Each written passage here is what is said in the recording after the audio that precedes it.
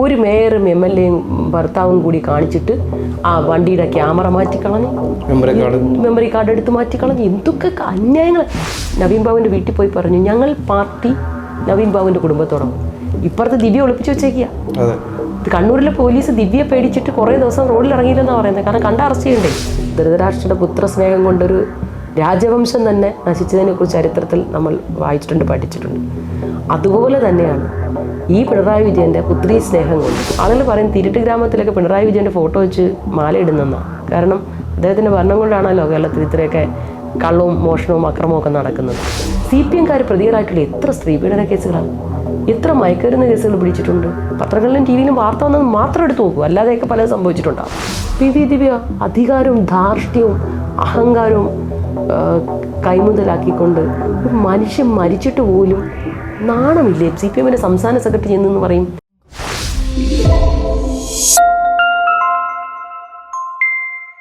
ഇപ്പം ഈ സന്ദീപ് വാര്യരെ പോലെ ഇനി ഏതെങ്കിലും വമ്പൻ സ്രാവുകൾ BJP-ന്നോ കമ്മ്യൂണിസ്റ്റോ LDF-ന്നോ കോൺഗ്രസിലോട്ട് വരാൻ സാധ്യതയുണ്ടോ? ഇങ്ങനെ കേൾക്കുന്നുണ്ട്, ആൾക്കാർ ഇനിയും വരുമെന്ന് കേൾക്കുന്നുണ്ട്.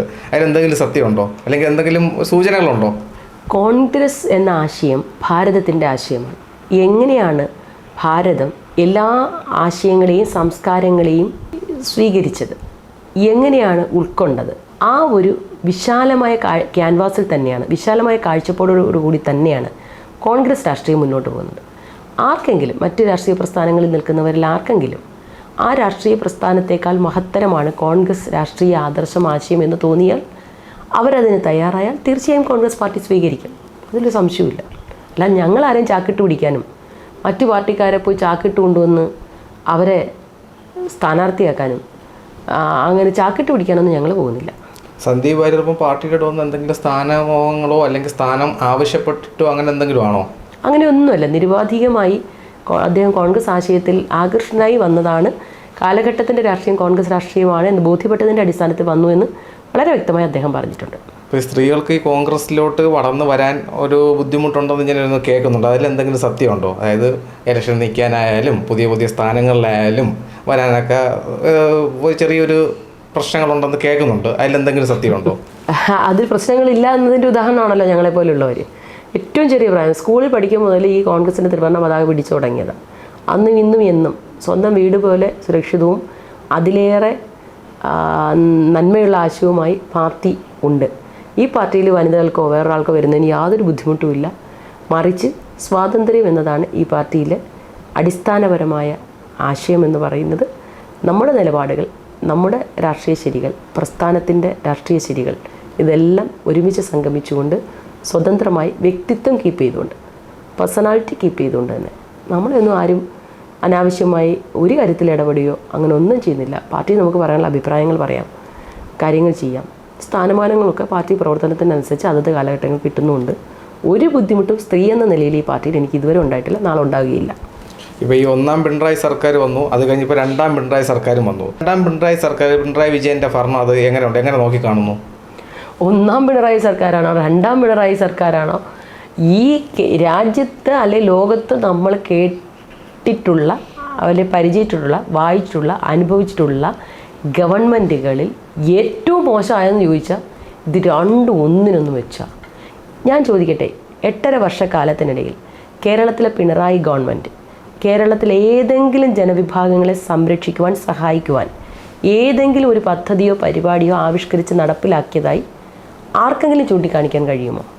മറിച്ച് ഇവിടെ ഉണ്ടായിരുന്ന നിലവിലിരുന്ന പദ്ധതികളും പരിപാടികളും പലയിടത്ത് വെച്ച് പാതി വഴിയിൽ ഉപേക്ഷിക്കപ്പെടുകയോ കൃത്യമായി നിർവഹിക്കപ്പെടുകയോ ചെയ്യാതെ പോകുന്ന കാഴ്ച മാത്രമാണ് കാണാൻ കഴിയുന്നത്. അത് സർക്കാർ ഉദ്യോഗസ്ഥന്മാരുടെ ശമ്പളവും DA അടക്കമുള്ള ആനുകൂല്യങ്ങളാണെങ്കിലും സാധാരണക്കാരുടെ പെൻഷനാണെങ്കിലും അത് നിരവധി നിർമ്മാണ തൊഴിലാളി പെൻഷനൊക്കെ കിട്ടിയിട്ട് 13 മാസമൊക്കെ കഴിഞ്ഞ് 14 മാസം മറ്റുമായി. എല്ലായിടത്തും ഹീമോഫീലിയ രോഗികൾക്ക് കിട്ടാനുള്ള പെൻഷനുകൾ, ക്യാൻസർ രോഗികളുടെ പെൻഷനുകൾ, ആശുപത്രികളിലെ ചികിത്സാ സൗകര്യങ്ങൾ എല്ലാം. ഇതാ മെഡിക്കൽ കോളേജിലും ഇനിയിപ്പോൾ OP 10 രൂപയായി. OP ടിക്കറ്റിന് പോലും വില കൂട്ടാത്തത് എന്തുണ്ട്? മനുഷ്യരുടെ ബലത്തിനും മനുഷ്യരുടെ ജീവനും അതുപോലെ സ്ത്രീകളുടെ അഭിമാനത്തിന് വിലയില്ലാതായി എന്നൊഴിച്ചാൽ മാത്രമോ CPM ഇത്രയും ക്രിമിനൽവൽക്കരിക്കപ്പെട്ട ഒരു സാഹചര്യം കേരളത്തിൽ എവിടെയെങ്കിലും ഉണ്ട്? ഏതെങ്കിലും രാഷ്ട്രീയ പ്രസ്ഥാനം ഇങ്ങനെ ക്രിമിനൽവൽക്കരിക്കപ്പെട്ടിട്ടുണ്ടോ? ഒന്നാം പിണറായി വിജയൻ അധികാരത്തിൽ വന്ന് നാളിതുവരെയുള്ള കേരളത്തിൽ റിപ്പോർട്ട് ചെയ്യപ്പെട്ടിട്ടുള്ളത്. അതിലെല്ലാം പോലും കേസ് പോലും എടുത്തിട്ട് കുറേയൊക്കെ കേസ് എടുത്തിട്ടുണ്ട്, കുറേ കേസ് എടുത്തിട്ടില്ല. CPM-കാർ പ്രതികളായിട്ടുള്ള എത്ര സ്ത്രീപീഡന കേസുകളാണ്, എത്ര മയക്കുമരുന്ന് കേസുകൾ പിടിച്ചിട്ടുണ്ട്. പത്രങ്ങളിലും ടി വിയിലും വാർത്ത വന്നത് മാത്രം എടുത്ത് നോക്കൂ, അല്ലാതെയൊക്കെ പലതും സംഭവിച്ചിട്ടുണ്ടാകും. അങ്ങനെ എന്തെല്ലാം പ്രതികളെ രക്ഷപ്പെടുത്തുക, CPM-കാർ ചെയ്യുന്ന എത്ര പ്രളയം ദുരിതാശ്വാസം അടിച്ചു മാറ്റിയതിൻ്റെതും എന്തെല്ലാം ഇപ്പോൾ കഴിഞ്ഞ ദിവസം കേൾക്കുന്ന വയനാട് ദുരിതബാധിതർക്ക് സംഭാവന ചെയ്യാനെന്ന് പറഞ്ഞ് ബിരിയാണി ചലഞ്ച് നടത്തി 1.5 ലക്ഷം അടിച്ചു മാറ്റി. ഇമാതിരി എല്ലാം കാണിക്കുന്ന എല്ലാ കൃത്രിമങ്ങളും അന്യായങ്ങളും അനീതികളും കാണിക്കാൻ യാതൊരു മടിയില്ല. അതാരെങ്കിലും കാണിച്ച് അവരെ സംരക്ഷിക്കുന്ന ആളുകളായി പാർട്ടി നേതൃത്വവും ഭരണ നേതൃത്വവും മാറുന്നൊരു കാഴ്ച. അക്രമികൾ, കൊടും ക്രിമിനലുകൾ കൊടികുത്തി വാഴുന്നു, മോഷണം പെരുകുന്നു. ആളുകൾ പറയും തിരുട്ട് ഗ്രാമത്തിലൊക്കെ പിണറായി വിജയൻ്റെ ഫോട്ടോ വെച്ച് മാലയിടുന്നെന്നാണ്. കാരണം അദ്ദേഹത്തിൻ്റെ ഭരണം കൊണ്ടാണല്ലോ കേരളത്തിൽ ഇത്രയൊക്കെ കള്ളവും മോഷണവും അക്രമവും ഒക്കെ നടക്കുന്നത്. നമ്മൾ കേട്ടിട്ടില്ലാത്ത കുറുവാ സംഘങ്ങളടക്കം നാട്ടി വിലസുന്നു. ഈ മകളുടെ കാര്യം തന്നെ അറിയാലോ, അത് പിണറായി വിജയൻ ഈ കേരളത്തിൽ പിതാക്കന്മാർ ഇത്രയും പുത്രി സ്നേഹമുള്ളവരില്ല. ധൃതരാഷ്ട്രയുടെ പുത്രസ്നേഹം കൊണ്ടൊരു രാജവംശം തന്നെ നശിച്ചതിനെക്കുറിച്ച് ചരിത്രത്തിൽ നമ്മൾ വായിച്ചിട്ടുണ്ട്, പഠിച്ചിട്ടുണ്ട്. അതുപോലെ തന്നെയാണ് ഈ പിണറായി വിജയൻ്റെ പുത്രി സ്നേഹം കൊണ്ട് പുത്രിക്ക് വേണ്ടിയും പുത്രിക്കും ഭർത്താവിനും വേണ്ടി മാത്രമായി ഭരണം ഉപയോഗിക്കുന്നതാണ് ആ പാർട്ടിയിലും അടക്കി പിടിച്ച സംസാരമുണ്ട്. നാട്ടുകാർക്കും അങ്ങനെ തന്നെയാണ് തോന്നുന്നത്. അഴിമതിയുടെ കൂടാരമായി കേരള ഭരണത്തെ മാറ്റി, നിഷ്ക്രിയത്വത്തിൻ്റെ പ്രതിരൂപമായി ഈ ഭരണം മാറി. ഏത് നേരം ഞാൻ നേരത്തെ ചോദിച്ചിട്ട് ഏതെങ്കിലും ഒരു ജനവിഭാഗത്തെ പറയും, വിദ്യാർത്ഥികളോ യുവജനങ്ങളോ PSC റാങ്ക് ലിസ്റ്റ് വന്ന് എത്ര പേര് റാങ്ക് ലിസ്റ്റ് റദ്ദായി തൊഴിൽ കിട്ടാതെ പോയിട്ടുണ്ട്. പിൻവാതിൽ നിയമനത്തിന് വല്ല കണക്കുണ്ടോ? എംപ്ലോയ്മെൻറ്റ് എക്സ്ചേഞ്ചിനെയും PSC ഒക്കെ നോക്കുകുത്തിയാക്കിക്കൊണ്ട് CPM നേതാക്കന്മാരെ ഭാര്യമാരെ മുഴുവൻ സർക്കാർ ഉദ്യോഗസ്ഥന്മാരെ എങ്ങനെയാണ് എവിടുന്നത് സംഭവിക്കുന്നത്? അതിൻ്റെ ഒരു ഉദാഹരണമാണ് ഇപ്പോൾ ലാസ്റ്റ് നടന്ന PP ദിവ്യ. അധികാരവും ധാർഷ്ട്യവും അഹങ്കാരവും കൈമുതലാക്കിക്കൊണ്ട് ഒരു മനുഷ്യൻ മരിച്ചിട്ട് പോലും നാണമില്ലേ? CPM-ൻ്റെ സംസ്ഥാന സെക്രട്ടറി ചെന്നെന്ന് പറയും, അവരെ വീട്ടിൽ പോയി നവീൻ ബാബുവിൻ്റെ വീട്ടിൽ പോയി പറഞ്ഞു ഞങ്ങൾ പാർട്ടി നവീൻ ബാബുവിൻ്റെ കുടുംബത്തോടാണ്. ഇപ്പുറത്ത് ദിവ്യ ഒളിപ്പിച്ച് വെച്ചേക്കുക. ഇത് കണ്ണൂരിലെ പോലീസ് ദിവ്യയെ പേടിച്ചിട്ട് കുറേ ദിവസം റോഡിൽ ഇറങ്ങിയില്ലെന്നാണ് പറയുന്നത്. കാരണം കണ്ട അറസ്റ്റ് ചെയ്യണ്ടേ? 10 വർഷം തടവ് ശിക്ഷ അനുഭവിക്കേണ്ട നോൺ ബെയിലബിൾ ഒഫൻസിലല്ലേ പ്രതി, രാഷ്ട്രീയ കേസിലല്ലല്ലോ പ്രതി. മനുഷ്യനെ മരണത്തിലേക്ക് തള്ളിവിട്ടതില്ലേ? എന്നിട്ടും അവരെ സംരക്ഷിക്കാൻ എന്തെല്ലാം കാട്ടിക്കൂട്ടുന്നു. പ്രോസിക്യൂഷനും പോലീസും കൂടി അട്ടിമറിച്ച കേസുകൾ എത്രയാണ് പിണറായി ഭരണത്തിൽ. വണ്ടിപ്പെരിയാറായാലും വാളയാറായാലും വടക്കാഞ്ചേരി ആയാലും ഇനിയിപ്പോൾ നവീൻ ബാബുവിൻ്റെ കേസും അട്ടിമറിക്കും. CPM-കാർ പ്രതികളായിട്ട് വരുമോ? അതേത് നമ്മുടെ അട്ടപ്പാടിയിലെ മധു ആ പട്ടിണി കിടന്ന് ഒരു കഷ്ണം ഭക്ഷണം എടുത്തതിന് വേണ്ടി തല്ലിക്കൊന്നില്ലേ? ആ കേസ് എന്തായി? ഈ പോലീസും പ്രോസിക്യൂഷനോടെ കേസ് അട്ടിമറിക്കുന്നതും ലോകത്തെങ്ങും കേട്ടിട്ടില്ലെന്ന് എനിക്ക് തോന്നുന്നു. അത്രയ്ക്ക് പോലീസിൻ്റെ കാക്കി യൂണിഫോം സകല കൊള്ളരുതായ്മകൾക്കും കൂട്ടു നിൽക്കാനുള്ള അങ്ങനെയുള്ളവരെ നോക്കി മാത്രമേ ലോ ആൻഡ് ഓർഡറിൽ വെക്കത്തുള്ളൂ. PP ദിവ്യയുടെ മറുവശം തന്നെയാണ് തിരുവനന്തപുരം മേയർ KSRTC. ആ പയ്യൻ്റെ ജീവിതം പോയില്ലേ?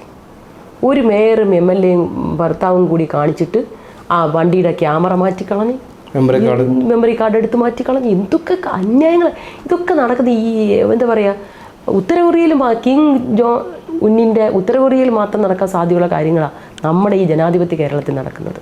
എന്നിട്ട് ഉളുപ്പുമില്ലാതെ കമ്മ്യൂണിസ്റ്റുകാർ നിരയായിട്ട് വന്ന് ന്യായീകരിക്കും. ഇതിലൊക്കെ യഥാർത്ഥ കമ്മ്യൂണിസ്റ്റുകാർ ഈ പാർട്ടിക്ക് വേണ്ടി ത്യാഗം ചെയ്ത് ഈ പാർട്ടിയെ വളർത്തിയ ഓരോ മാർക്സിസ്റ്റുകാരും വേദനിക്കുന്നുണ്ട്. മാർക്സിസ്റ്റുകാർ മാത്രമല്ല, നമ്മുടെ മലയാളികൾ മുഴുവൻ വേദനിക്കുന്നുണ്ട്. ഈ പാർട്ടിക്ക് ജനം ശക്തമായി തിരിച്ചടി കൊടുത്ത് തിരിച്ചറിവ് ഉണ്ടാക്കി കൊടുക്കുമെന്നാണ് ഞാൻ പ്രതീക്ഷിക്കുന്നത്.